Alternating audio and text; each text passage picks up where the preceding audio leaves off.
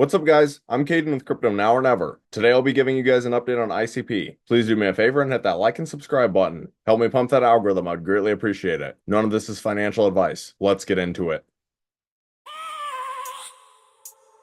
I have a dream, that's all I need. I'll make it happen with some work and belief. Know what I want.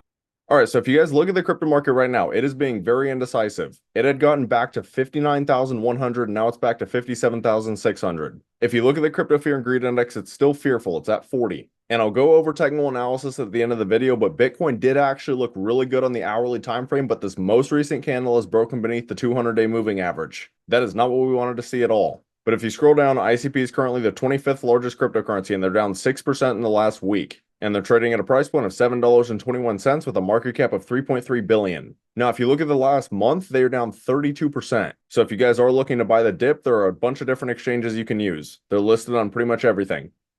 But we'll go ahead and hop straight into the Dfinity X account. And the main thing right now is that the ICP Chain Fusion Day is kicked off. So this will definitely be something to keep your eyes on. There's probably going to be a lot of news coming out about this. They said Chain Fusion equals a unified Web3 experience powered by ICP. But then I do also want to show you this video they posted on July 7th. ICP, the only third generation blockchain in existence.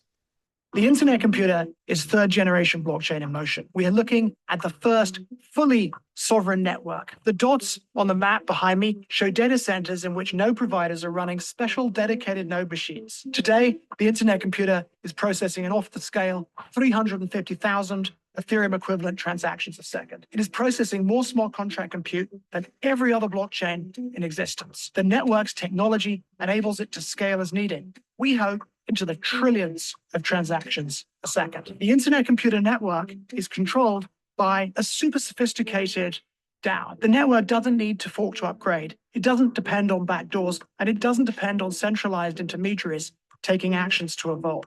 That's because it runs under the control of the world's most sophisticated DAO, which is more than $3 billion staked inside. And I think a lot of people out there get a little bit too worried about ICP's price action, and they forget that they are investing in a brand new innovative technology. But now we'll take a look at some macro news that could possibly have an impact on the crypto market. So they just posted 23 hours ago, Fed Chair Jerome Powell says data does not support greater confidence in inflation path that the Federal Reserve needs to cut rates. So the question is going to be, when are these rate cuts going to actually come? Because I personally just don't see any way that they don't eventually get cut. And then on July 9th, Australia's largest stock exchange, ASX, approved its second spot Bitcoin ETF. So obviously this just goes to show you that crypto is clearly not going anywhere. It's getting bigger and bigger every single day. And then on July 8th, all spot Ethereum ETF applicants filed updated S1s. Fidelity, VanEck, Franklin, 21 Shares, Grayscale, and Blackrock. I just truly don't understand how people can look at information like this and still doubt crypto. These are some of the biggest players in the world who are trying to get an Ethereum ETF.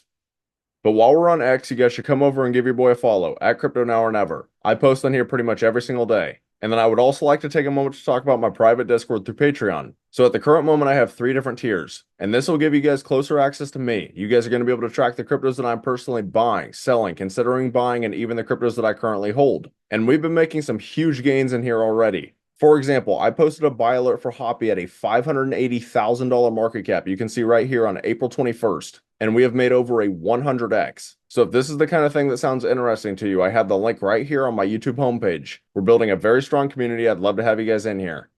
But now for the final part of this video, we'll get into some technical analysis. So ICP is a little bit different than Bitcoin right now. I understand this is the hourly time frame, but ICP has not broken beneath the 200-day. So in my opinion, I think ICP looks a lot better than Bitcoin. And for the most part, the RSI and stochastics look pretty good. The RSI is a little bit high, but it definitely could run from here. So I'm going to be completely honest with you. I think Bitcoin is actually what matters a lot more than ICP right now. Because unless Bitcoin can recover, I don't really see ICP moving. So the main thing I want to talk about for Bitcoin is, again, the RSI and stochastics are both getting very oversold. And then if you look at price action, we swing from a lower low to a higher low. The RSI is higher low to lower low. That's Class A bullish divergence. So when I see something like this, usually it signals we're going to get a bounce. But I do not like that we actually just closed a candle beneath the 200-day. We closed this candle 49 seconds ago. But what's interesting is if you look at the bigger time frames for Bitcoin, like the weekly, we are ready to get a massive move. Just to put things in perspective, the RSI on Bitcoin has not been this low since we were down at 27,000. And the stochastics have formed a double bottom. And it takes a long time to get this oversold. We have literally been bleeding out for around a month. So I want to be crystal clear. I would not be surprised at all if in the next couple weeks Bitcoin gets a very nice move to the upside. But again, I want to be clear, it all starts with the hourly time frame. If we cannot get back above the 200-day moving average, then none of that is going to happen. So just make sure you are prepared for all scenarios.